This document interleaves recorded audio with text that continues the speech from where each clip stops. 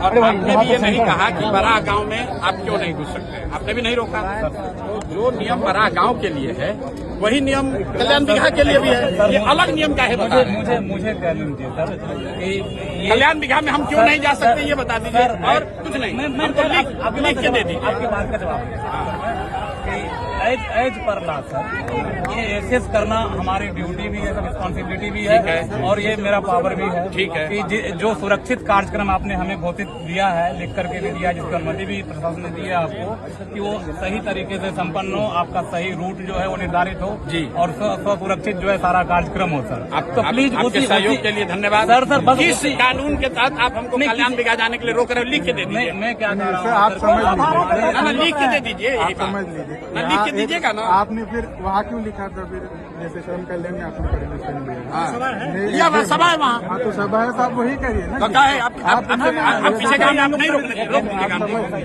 आप रोक दीजिएगा सर। मेरी बात आप हमको रोक दीजिएगा। आप भी एसडीएम है, तो आप यहाँ हमको गाँव में हमको आने के लिए आपसे परमिशन लेना पड़ेगा। आपने कहा नहीं, आप एसडीएम हो तो आप परमिशन तो लॉ एंड ऑर्डर होगा तो आप कौन जिम्मेदार है? अरे आप लॉ एंड ऑर्डर के यहाँ पुरोधा बन रहे हैं। हम पिछले गांव में गए थे, लॉ एंड ऑर्डर नहीं हुआ, तो उसका भी आपने सूचना नहीं दिया, दिया। आ ही रहे थे। आप वहाँ क्यों नहीं पकड़े, वहाँ क्यों नहीं रोके? आपके जिला अध्यक्ष से अरे सुनिए, ये सुनिए ना, रुकिए, बताइए। अभी आप ज्यादा सुनिए, मुख्यमंत्री के जिला में एसडीएम हो गए हैं तो राजनेता मत बनिए, बन रहे हैं। मैं सुन रहा हूँ आपके बारे में। आप किस अधिकार के तहत हमको किसी गांव में जाने के लिए रोकना है, वो लिख के दे दीजिए, लिख के दीजिए, आपका परमिशन लिख के दीजिए। राष्ट्रपति शासन है क्या? गाँव में जाने के लिए परमिशन हो, गाँव में जाने के लिए गाँव में नहीं जा सकते हैं। आप मालिक हो, दिखाइए कंप्लेन। अरे भाई पूछ लीजिए। नहीं दिखाइए कंप्लेन, दिखाओ कंप्लेन। बिल्कुल, मैं आपसे बहुत इज्जत से बात कर रहा हूँ, दिखाइए कंप्लेन। नहीं, अगर किसी गाँव वाले ने, देखिए मैं इतने देर से रुकलान से बात कर रहा हूँ, ये सुनो, रुकिए, अफसर होने का रुआब दिखाने का आदत आप लोग को लग गया है, समझे ना। और आपसे कम पढ़े लिखे और अफसर नहीं है हम रोज पूरा बिहार में घूम रहे हैं, आपसे पूछ कर नहीं घूमेंगे। अरे आप अभी आपको इतना नहीं पावर सरकार ने, संविधान ने दिया, क्या रोक दीजिएगा? नहीं, बेकार दिमाग मत करो, आप रोक लीजिएगा, आप रोक लीजिएगा। सही बात आप हमको समझाओगे। डीएम साहब से बात करो, प्लीज। अगर आपको उलझना है, नहीं सर, क्यों उलझना चाहते हो आप? इससे बचाना आपका भी काम है। आपको दिक्कत ना हो जाए इसलिए। अरे हमारी दिक्कत है, चिंता मत करो, आप लिख के दे दीजिए, हम चले जाएंगे।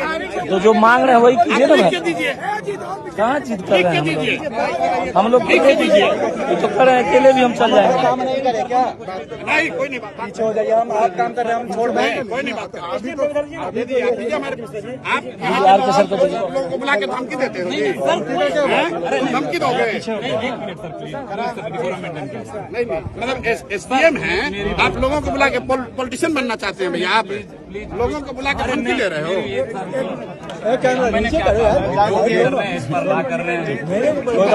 लॉ ब्रेक करने वाले लोग नहीं है। अरे मेरे भाई, हम लोग लॉ ब्रेक करने वाले लोग नहीं है। सर ये बताइए, हमको रोकना होता था, हम बिहार शरीफ में रोक देंगे। आपके रोकने से रुकेगा? नहीं तो हम बोल रहे हैं ना, आपके रोकने से रुकेगा? तो बड़े नेता है ना, सीधे पॉलिटिशियन यहाँ पे हम बिहार के साधारण लड़के हैं, और आप अभी प्रशासन में आए हो कि प्रशासन को चलाया, विधान से रहो, विधान से रहो। बात कर रही नहीं तो लिख के दे दीजिए, लिख के दीजिए, लिख कर दो, लिख कर दो। आपको 6 महीने बाद हम ही लोग आ रहे हैं, लिख के दो, नौकरी चली जाएगी।